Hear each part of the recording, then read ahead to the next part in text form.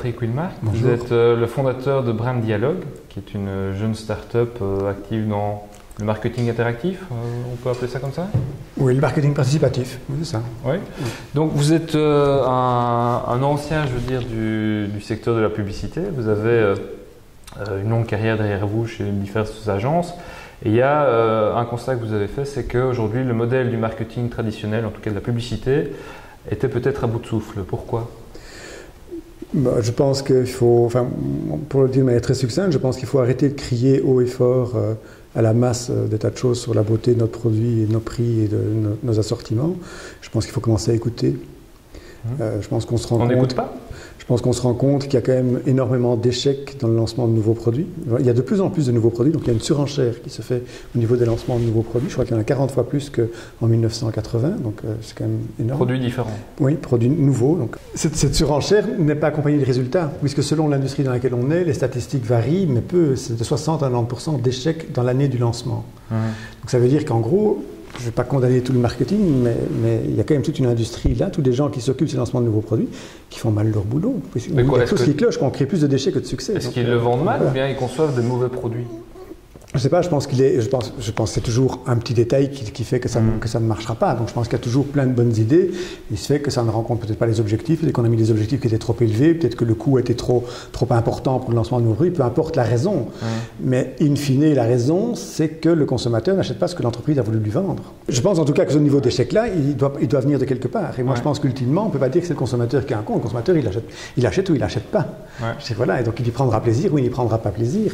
Mais ce qu'il y a, c'est que maintenant, on a une multitude de nouveaux produits qui sont arrivés, et donc on a une multitude aussi de médias qui arrivent, et donc tout ça est devenu très très fragmenté. Et donc Internet, quoi, ou alors vraiment plein de magazines, des journaux, des chaînes de télévision. Non, aussi Internet, surtout Internet. Via Internet, le marché est devenu, le monde est devenu transparent. Quand on veut avoir des informations sur un appareil TV, une TV qu'on voudrait acheter ou un appareil photo, on a toute l'info. La plupart des gens vont maintenant sur Internet pour faire des comparatifs.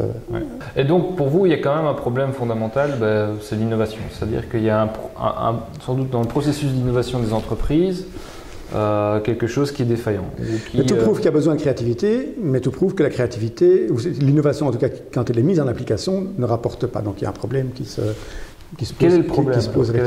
Alors je pense qu'il y a deux problèmes. Je pense qu'il y a un problème qui est à l'intérieur des entreprises, qui est inhérent à beaucoup de monde. C'est peut-être pas uniquement à l'entreprise, mais c'est la peur. Voilà. Je pense que la peur fait que les gens se retranchent, ils peuvent avoir des bonnes idées, mais ils vont se dire est-ce que mon chef va l'apprécier, est-ce que ça va être apprécié par en haut, etc. Et donc ça crée des angoisses qui sont très les gens, je n'ose pas émettre une idée ou d'aller peut-être à contre-courant de peur qu'on se moque de moi en réunion. Oui, et donc il y a des gens qui ne sont pas obsédés par leurs nouvelles idées. Voilà. Et, donc, et ça, ils sont payés dans l'entreprise, et donc ils vont dire on va plutôt faire des trucs qui vont plaire, et donc on vit dans des schémas où, au lieu de faire plaisir au consommateur qui est dehors, on essaie de faire plaisir à la hiérarchie interne dans l'entreprise. C'est ça. Premier problème, et c'est un problème de management et d'organisation, quoi. Oui, et de peur. Voilà.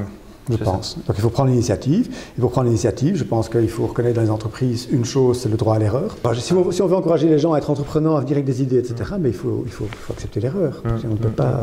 Edison, il n'a pas trouvé son ampoule comme ça du jour au lendemain. Il a triché, on dit qu'Edison n'a pas trouvé l'ampoule en améliorant le chandelier, quoi. Mais c'est ça, oui, tout à fait. Et deuxième problème alors, donc. Le deuxième problème, c'est rencontrer le besoin du consommateur. C'est est-ce qu'on est vraiment encore à l'écoute, quoi. Et donc là, je pense qu'il y a une erreur qui est faite, c'est de vouloir faire des études pour satisfaire le conseil d'administration. Et donc par rapport au conseil d'administration qui n'y connaît rien souvent en marketing, qui s'y connaît en chiffres, mais très peu en marketing, on se dit on doit inventer quelque chose et donc on va voir ce que ça va plaire au marché. Ça va plaire au marché, on doit faire des études de marché.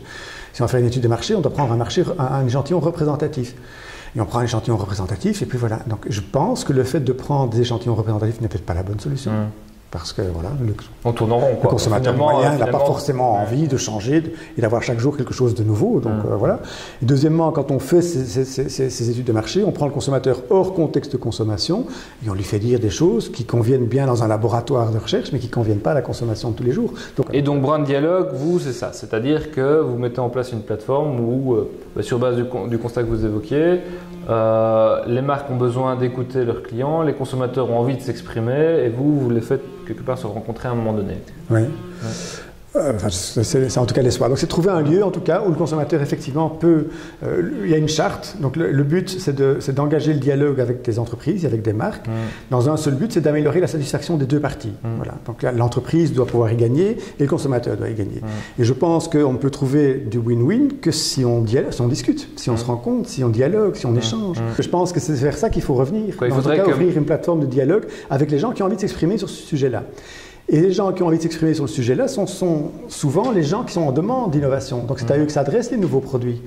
Et voilà, ça représente combien? Ça ne représente pas 80% de la population. On va rencontrer les consommateurs qui sont mécontents de quelque chose ou qui sont en demande d'autre chose. Et c'est avec eux qu'on doit discuter. Et, voilà. Et ces gens-là, c'est une portion minime de la population. Au début de la courbe d'adoption, c'est 2 à 3% de la population. C'est ceux-là qu'il faut écouter. C'est les early adopters, parce qu'on les connaît bien, par exemple. C'est les early adopters, c'est ceux qui ne se laissent pas faire par la publicité. Donc c'est plus que les early adopters, c'est vraiment les premiers. Oui, c'est des fans de produits, de marques et de consommation. Oui, c'est des grands consommateurs. Mais après, ils le font savoir, ils servent de modèle à d'autres. Et puis voilà.